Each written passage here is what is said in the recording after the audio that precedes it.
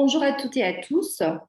Je vous remercie d'avoir répondu présent à mon invitation pour ce webinaire que j'ai appelé Permanence dans le courriel que je vous ai envoyé. Pour les questions que vous pourrez me poser et auxquelles j'essaierai de répondre ne se limiteront pas au sujet que je vais aborder en première partie. Donc, comme vous le savez, le taux d'inflation officiel de plus de 83%, mais on sait que le taux réel est bien plus que 83%, dans les environs de 180%. Et vu la forte dépréciation de la livre turque, donc pour que cela vous donne une idée, l'année dernière, donc le 24 octobre, 1 euro était égal à 11,32 livres turques, et ce matin, 1 euro était égal à 18,31 livres turques. Donc, vu la situation du pays, vous êtes nombreux à vous retrouver dans des situations délicates. Eh bien, sachez que la France est l'un des rares pays au monde à offrir une assistance sociale à ses compatriotes résidant à l'étranger. Les Français de l'étranger peuvent ainsi bénéficier de certaines aides sociales non conditionnées à une résidence en France. Ces aides financières sont gérées au niveau de chaque consulat par le comité consulaire pour la protection et l'action sociale, dont je fais partie. Donc, tout comme pour les bourses scolaires, les CCPAS, donc ce sont les comités consulaires pour la protection et l'action sociale, ces CPAS attribuent des aides financières sur critères sociaux aux personnes âgées, aux enfants handicapés, aux familles en difficulté, etc. Elles sont annuelles et se basent sur une analyse détaillée des ressources des familles. Alors, voici le plan de ma présentation. Dans un premier temps, j'aborderai le principe de territorialité des aides sociales, pour ensuite m'attarder sur les différents types d'aides sociales pour les Français de l'étranger, donc celles qui sont versées mensuellement, celles occasionnelles qui répondent à des besoins ponctuels et celles exceptionnelles. Et ensuite, je terminerai donc la présentation par la procédure d'obtention d'une aide sociale à l'étranger. Donc, premièrement, le principe de territorialité des aides sociales.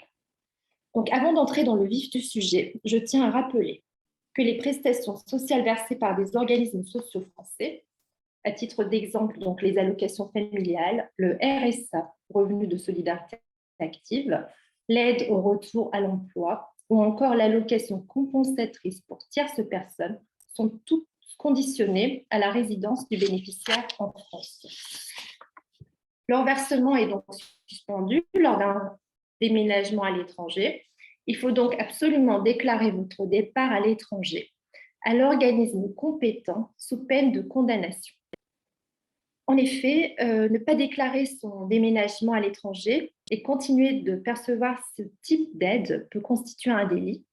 Les peines encourues pouvant aller jusqu'à 5 ans d'emprisonnement et une amende de 375 000 euros. Et les caisses d'allocation familiale ont la possibilité de sanctionner les allocataires qui ont fraudé par le biais de pénalités administratives proportionnelles à la gravité de la fraude. Ainsi, en cas de fraude, le remboursement des sommes perçues à tort peut être réclamé sur une antériorité de 5 ans. Toutefois, cette fraude n'est caractérisée que si l'erreur est délibérée. Il faut donc avoir obtenu le versement de prestations familiales en utilisant des moyens illégaux ou déloyaux, tels que donc, la fausse déclaration, l'omission de déclaration, le faux et l'usage de faux ou encore la dissimulation. Donc, ce qu'il faut retenir ici, c'est que la résidence en France est une condition sine qua non des aides sociales versées par les organismes sociaux français. Mais donc, il y a aussi certaines aides sociales non conditionnées à une résidence en France dont peuvent bénéficier les Français de l'étranger. C'est ce qui fait l'objet de ce webinaire aujourd'hui. Donc, il s'agit des aides, comme je viens de le dire, dont peuvent bénéficier les Français de l'étranger. Donc, en deuxième partie, j'aborde ce sujet. Donc, dans ce tableau, on peut voir les différentes sociales dont peuvent bénéficier les Français de l'étranger. Je ne sais pas s'il est lisible sur l'écran. C'est pourquoi je détaille par la suite. Donc, il y a 3 catégories d'aides: les aides régulières, les aides occasionnelles et les aides exceptionnelles pour les Français de l'étranger.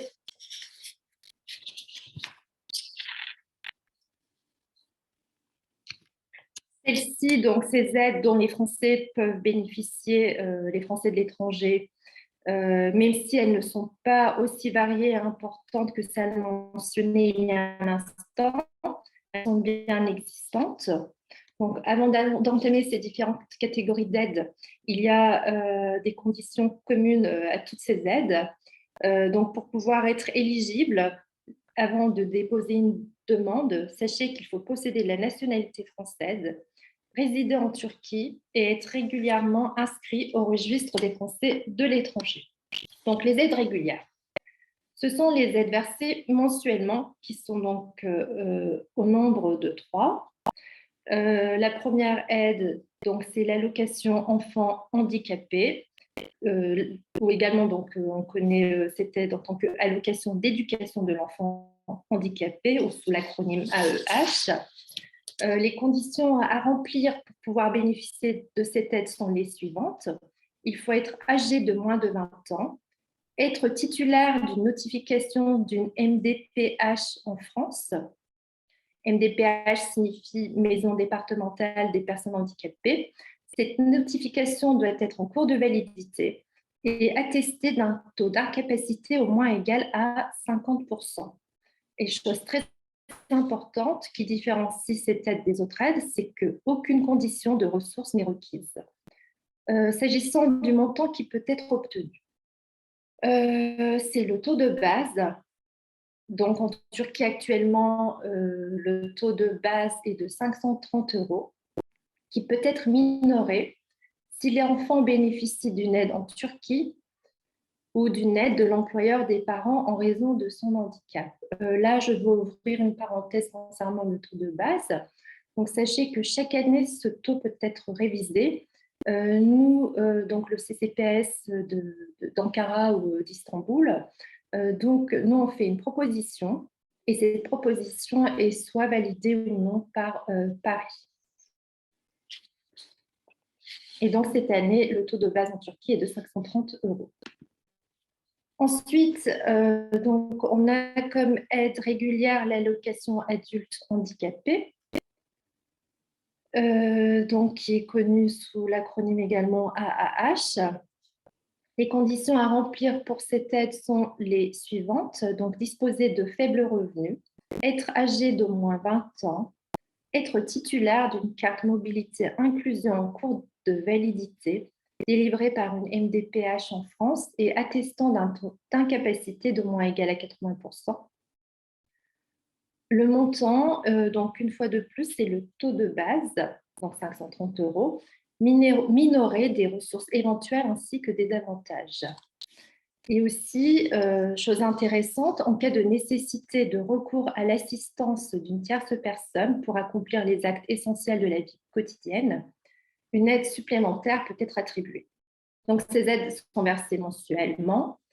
La demande doit être renouvelée chaque année, tout comme donc pour l'allocation enfant handicapé. Et dernière aide régulière, c'est l'allocation de solidarité en faveur des personnes âgées, donc connue en tant qu'allocation solidarité. Les conditions à remplir donc, sont les suivantes. Disposer de revenus inférieurs au taux de base, donc 530 € pour nous, ou inférieurs au double si donc, il s'agit d'un si marié, ou non séparés ou vivant maritalement. Il y a aussi une condition d'âge, être âgé d'au moins 65 ans ou 60 ans en cas d'inaptitude au travail attesté médicalement. Le montant donc, qui peut être obtenu, c'est le taux de base, minoré des ressources éventuelles ainsi que des avantages. Et un abattement logement est appliqué lorsque l'allocataire ne supporte pas de frais au titre de son logement.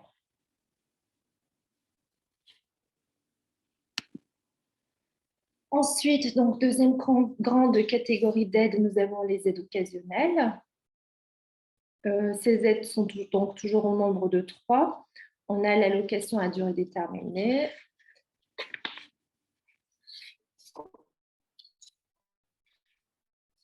Dans un premier temps, donc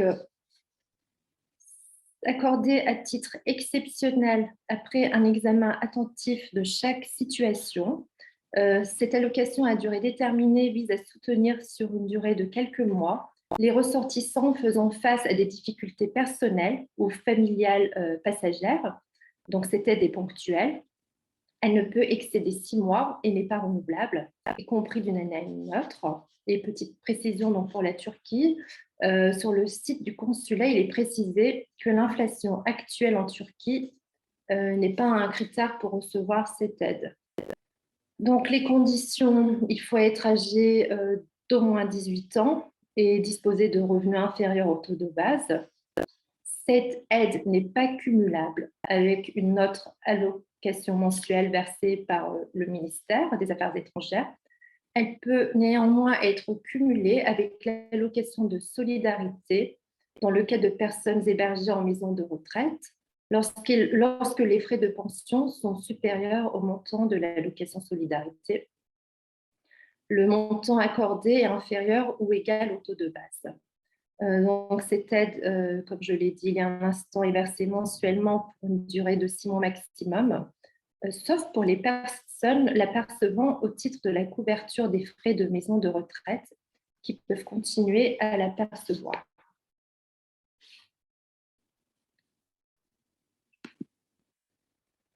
Ensuite, donc, comme aide occasionnelle, on a le secours mensuel spécifique enfant, le SMSE. Cette aide permet de venir en aide aux enfants de moins de 18 ans qui se trouvent en grande difficulté financière afin de prendre en charge des soins médicaux et un soutien psychologique. Elle est mensuelle et peut être renouvelée si nécessaire. Et actuellement, elle est de 150 € en Turquie. Donc, comme pour le taux de base, on fait des propositions pour revoir donc, ce montant. Et un instant, oui, donc ensuite, il y a le secours occasionnel également comme aide occasionnelle. Cette allocation sous forme de dons ou de prêts sans intérêt permet aux Français en situation de grande précarité de résoudre des difficultés urgentes de manière ponctuelle. Donc, ce secours occasionnel n'est généralement pas renouvelable. Elle peut être demandée en cas de difficultés ponctuelles pour lesquelles il n'existe aucune autre possibilité d'assistance. Généralement, le montant est inférieur au taux de base. Et enfin, dernière catégorie d'aides, les aides exceptionnelles. Ces aides concernent des Français dans une situation de détresse qui sont de passage, des Français établis hors de France et ne sont pas inscrits sur le registre consulaire, ainsi que les Français détenus. Donc, généralement, le montant attribué dans cette catégorie est inférieur au taux de base, même s'il est possible d'avoir parfois un montant supérieur. Et enfin, donc, pour ces aides exceptionnelles, il y avait, c'est pour ça que je ne l'ai pas mentionné dans mes slides, il y avait l'aide Covid qui a pris fin donc, le mois dernier. Il était possible d'obtenir une aide dont le montant n'était pas indexé cette fois-ci au taux de base en cas de perte ou d'une diminution conséquente de revenus du fait de la situation économique liée au Covid-19. Mais celle-ci, donc cette aide, n'existe plus. Enfin, donc, dernière partie de ma présentation, la procédure d'obtention d'une aide sociale à l'étranger. Donc, il faut bien sûr faire une demande. On la fait soit par courrier électronique, soit par voie postale auprès du consulat général d'Istanbul ou de la section consulaire de l'ambassade de France à Ankara, cela dépendant de votre lieu de résidence. Donc, sur le slide, je vous ai indiqué les adresses mail ainsi que postales. Pour Istanbul et Ankara. Et là, donc, petite précision, parce qu'on ne le sait pas toujours, la Turquie donc, est divisée en 2 circonscriptions. Donc, la demande, vous la ferez soit auprès d'Istanbul, soit auprès d'Ankara, selon votre circonscription. Donc, la circonscription d'Istanbul, je veux juste vous dire quel territoire elle couvre. Ce territoire, c'est Aydın, Balıkesir, Bursa, Çanakkale, Denizli, Edirne, İstanbul, İzmir, Kocaeli, Kırklareli, Manisa, Muğla, Sakarya, Tekirdağ et Uşak. Donc, si vous habitez dans ces provinces, vous dépendez du consulat d'Istanbul et le reste du territoire dépend de la section consulaire de l'ambassade de France à Ankara. Le formulaire de demande sociale peut être téléchargé sur le site du consulat ou de l'ambassade. Quand j'ai été trop vite, je suis déjà sur le slide suivant. Donc, il faut télécharger le formulaire et celui-ci doit être accompagné de pièces justificatives. Sachez qu'il y a une date limite pour le dépôt des dossiers pour certains types d'aides et en particulier pour les aides dites régulières. Donc, pour cette année, la date limite était le 1er octobre 2022 pour l'année 2023, donc pour pouvoir percevoir des aides en 2023. Toutefois, on accepte les demandes en cours d'année. Et nous, en tant que CCPS, en tant que membre du CCPS, on vote pour les demandes qu'on reçoit en cours d'année. Donc ensuite, une fois que la demande est faite et qu'on a reçu, et donc que les consulats ont reçu les demandes, on passe à l'étape de l'attribution de l'aide. Donc, le conseil consulaire de chaque circonscription se réunit une fois par an en formation, donc protection et aide sociale, aussi appelé conseil consulaire pour la protection et l'action sociale, donc le CCPS, afin d'examiner les propositions d'attribution d'aide sociale. Le CCPS, donc, il réunit le chef de poste, le médecin de poste, les conseillers des Français de l'étranger, mais également les représentants d'associations locales. En amont, ces dossiers sont reçus par les services consulaires qui font l'objet donc d'une enquête conduite par les agents consulaires permettant de préciser les motifs qui justifient la demande et le montant des ressources du demandeur. Ensuite, nous, en CCPS, nous décidons de l'attribution de l'aide. Il y a enfin une validation ou non de Paris. Donc ainsi, à Ankara, nous nous sommes réunis en conseil consulaire pour la protection et l'action sociale la semaine dernière. Et à Istanbul, nous nous réunirons courant novembre. Et enfin, donc, pour que vous ayez une idée de la grandeur des aides attribuées en Turquie, voici ce qu'il en était pour la circonscription d'Ankara. Il y avait en 2021 donc, un allocataire secours mensuel spécifique enfant, 3 allocations solidarité, 8 allocations enfants handicapés, 2 allocations adultes handicapés. Et toujours pour Ankara, pour ce qui est donc des aides exceptionnelles et secours occasionnels, toujours pour 2021, il y avait 3 secours occasionnels et aides exceptionnelles pour un montant de, bon, ce montant n'est pas très élevé, 131,55 €. Et pour ce qui est de l'aide exceptionnelle Covid-19, 12 foyers avaient pu en bénéficier pour un montant de 10 061 €. Et donc, pour la circonscription d'Istanbul, donc cette fois-ci, j'ai les montants. Pour 2021, on avait 16 demandes d'allocataires qui avaient été validées. Donc, les types d'allocations, on avait l'allocation solidarité. On avait 22 318 € pour cette allocation. Pour l'allocation adulte handicapé, 17 793 € qui avaient été attribués. Et pour l'allocation à durée déterminée, 2 436 € avaient été attribués. Et encore 2 montants. Donc, pour les dépenses des Français de passage en difficulté, donc pour la circonscription d'Istanbul, on avait dépensé 551,33 €. Et concernant les dépenses des Français résidents en difficulté en raison du Covid, le montant est de 113 655,49 €. Voilà, j'ai terminé ma présentation sur les aides sociales et donc à présent, je vais répondre à vos questions. Alors, un instant, je stoppe le partage d'écran.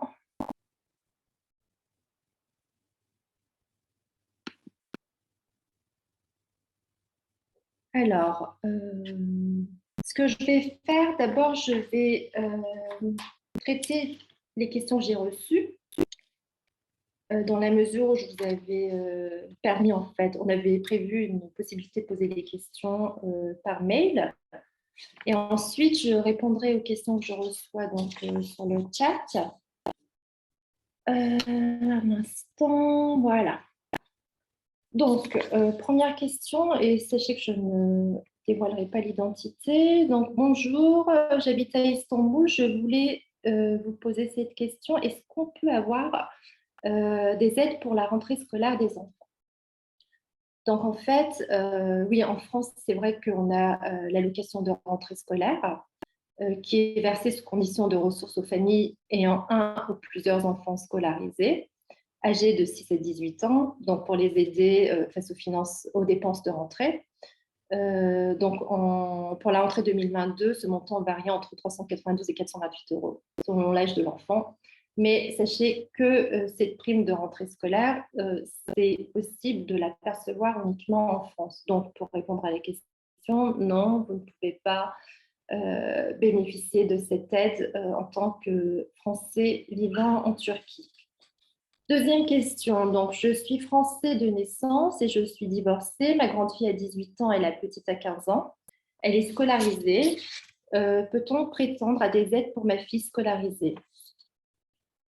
Alors, des aides pour votre fille scolarisée. Donc, oui, il est possible d'avoir des aides. Donc, je les ai exposées. Mais pour donc l'école, on a des bourses scolaires, mais c'est uniquement pour l'école française. Donc, je ne sais pas où vous habitez, mais si vous êtes à Istanbul ou Ankara et que votre fille est dans une école française, vous pouvez demander une bourse. Troisième question. Alors, j'ai un bébé de 10 mois. J'ai accouché à Istanbul, elle est française comme moi-même. Je suis actuellement en congé impayé car j'ai personne pour garder ma fille. J'aimerais savoir si j'ai le droit à une aide sociale. Donc, non. Donc, en fait, ce que vous voulez savoir, c'est s'il est possible d'avoir une allocation familiale.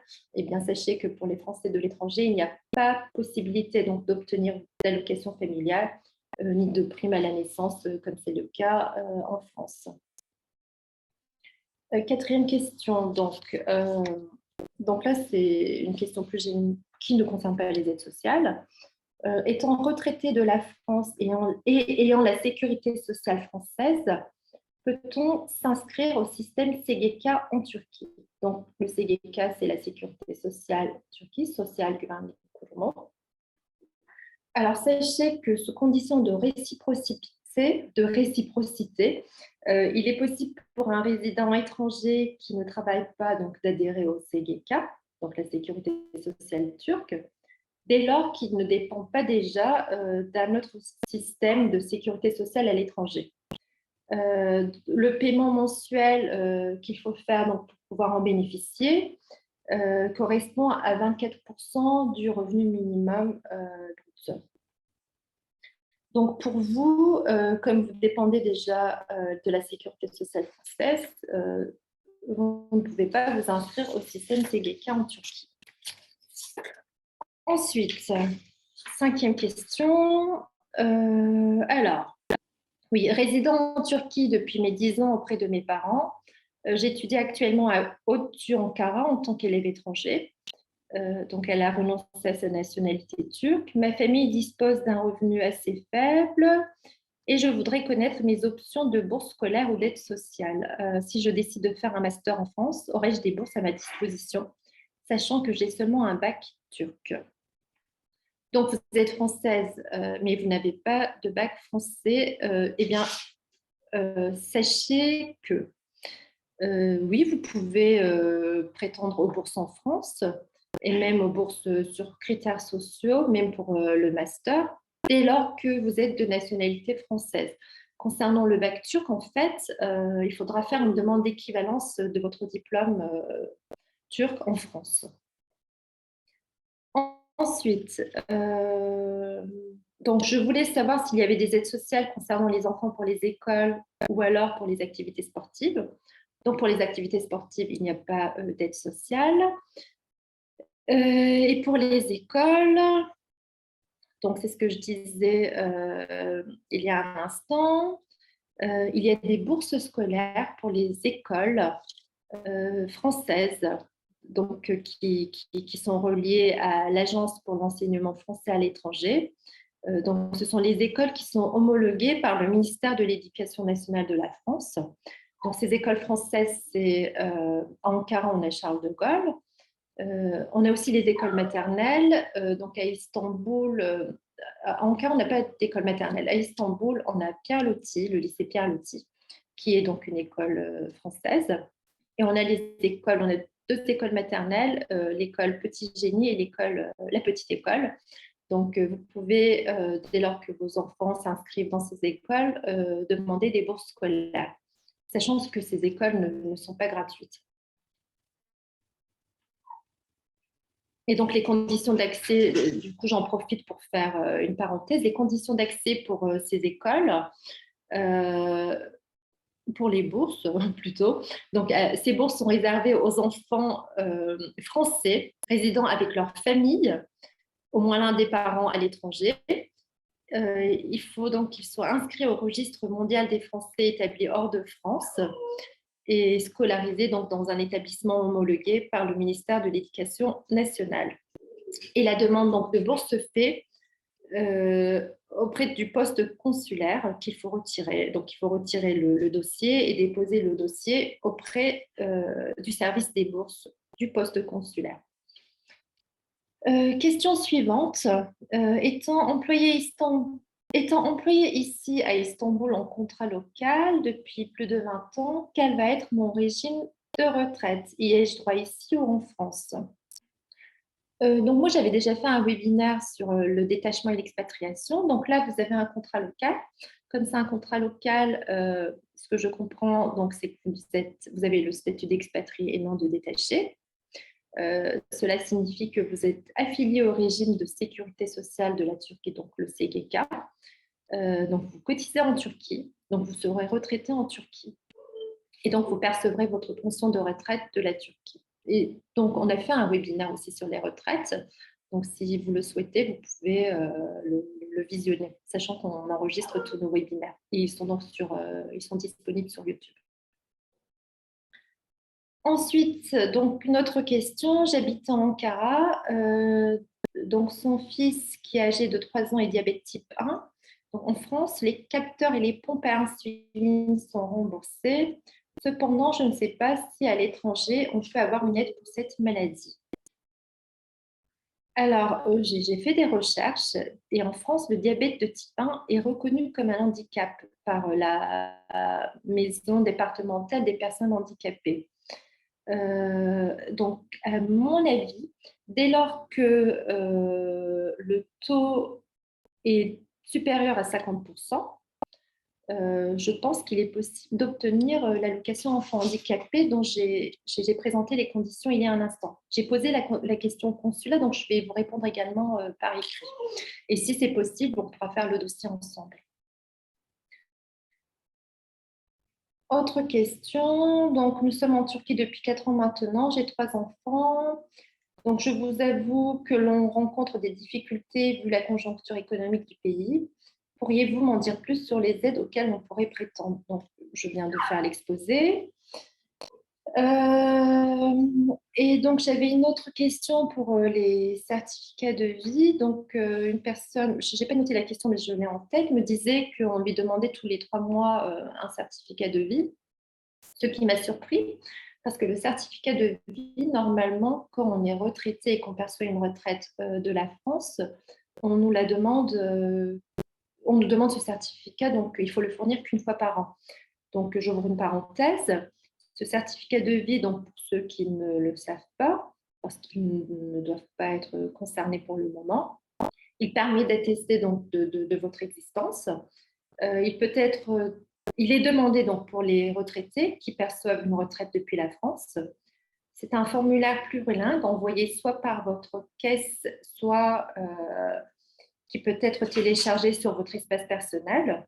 Il faut le remplir, puis faire viser ce certificat de vie au Nüfus Müdürlüğü ou Muhtarlık. Ce sont des administrations turques. Et ensuite, on envoie donc le certificat par Internet via le service en ligne Ma retraite à l'étranger. Et donc, il faut envoyer un certificat par an. On m'avait posé une autre question, c'était donc sur les bourses scolaires. On m'avait demandé s'il était possible de faire une simulation parce que vous fournissez un dossier avec vos revenus, des justificatifs, etc. Et c'est seulement, on n'obtient pas la réponse immédiatement. On se réunit en commission de bourse et on vous dit le taux, la quotité que vous obtenez pour la bourse. Tout le monde n'a pas 100%. Donc, il faut avancer les frais. Et donc, on me demandait s'il était possible de faire une simulation. J'ai posé la question et cela ne se fait pas. Voilà. Donc, maintenant, je passe aux questions qui m'ont été posées depuis le chat. Le dossier NDPH, peut-on le faire remplir par un médecin en Turquie? Il me semble que non. Mais je vais vérifier. Je n'ai pas eu le cas avant, donc je vérifie et je vous envoie un mail. Mais dans votre mail, il me semble que j'ai vu votre nom dans les questions qui m'ont été posées. Non, je n'ai pas votre mail. Donc, ce qu'on va faire, c'est que vous allez m'envoyer votre adresse email ou m'envoyer votre question par mail et j'y répondrai. Autre question, donc j'habite à Boursa, je suis mariée, nous avons 2 enfants âgés de 2 ans et demi et 1 mois et demi. Avons-nous le droit d'avoir des aides sociales? Le salaire de mon mari est de 5 500 euros. Non. Peut-être que vous avez voulu dire TL, 5 500 euros. Ça fait beaucoup pour la Turquie, ça fait 90 000, ça fait 100 000 TL à Boursa. Donc, les aides sociales, donc si c'est euros, c'est sur certains non. Si c'est 5 500 TL, là, vous pourriez. Alors, 5 500 TL, c'est inférieur à 530 euros, donc au taux de base. Mais bon, il y a les conditions d'âge. Non, non, vous ne pouvez pas. Non. Même les aides occasionnelles, donc les aides régulières, de toute façon, vous ne pouvez pas y avoir le droit. Et les aides occasionnelles non plus. Ensuite, bonjour, ma fille ayant la double nationalité, peut-elle obtenir une bourse scolaire à Istanbul, donc pour les écoles françaises? Doit-elle renoncer à sa nationalité turque? Non, non, donc il ne faut pas renoncer à sa nationalité turque, on renonce à rien du tout. Ce qui compte, donc, c'est quelle est la nationalité française. Donc, les bourses pour les écoles françaises sont attribuées en prenant en compte les critères sociaux. Donc, si vous remplissez les conditions qui sont posées pour l'obtention de cette bourse, donc il faut avoir des revenus qui ne dépassent pas les seuils qui sont fixés, vous pouvez tout à fait prétendre aux bourses. Sachant qu'il faut faire très attention et suivre les dates. Donc, il y a 2 campagnes chaque année. C'est la première campagne qui est importante. Je veux dire qui est importante. En deuxième campagne, on n'accepte que les personnes qui arrivent en cours d'année ou qui n'ont pas pu déposer un dossier en première campagne pour des raisons valables, on va dire. Et donc, la campagne de bourse s'ouvre en janvier pour l'année d'après. Donc, il faut suivre de près. Tout est indiqué sur le site du consulat. Donc, oui, votre fille peut demander une bourse scolaire. Est-ce qu'elle l'obtiendra? Donc, ça dépendra de vos revenus. Elle n'a pas à renoncer à sa nationalité turque. Personne ne renonce à quoi que ce soit. Alors, bonjour. Est-ce que nous pouvons faire une demande de crédit auprès d'une banque en France? Car vu les taux en Turquie, c'est très difficile. Ça, donc, faire une demande de crédit en France, ça dépendra des banques, mais je serais fortement surprise qu'une banque en France vous accorde un crédit, sachant que vous vivez à l'étranger. dans la mesure où, en cas de non-paiement, ils ont du mal à pouvoir donc, saisir quoi que ce soit, à moins que vous ayez des biens en France. J'ai que 4 questions. Je regarde s'il y en a. Attendez un instant, je ferme donc les questions. Là.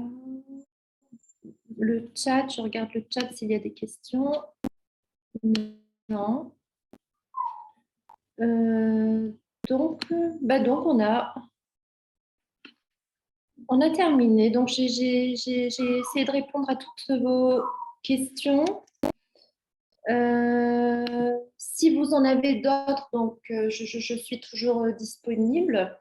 Un instant, j'avais écrit donc mon adresse email sur le PowerPoint.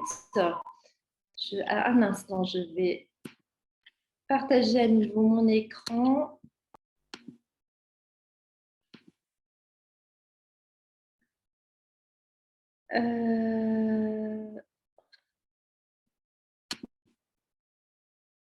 Voilà.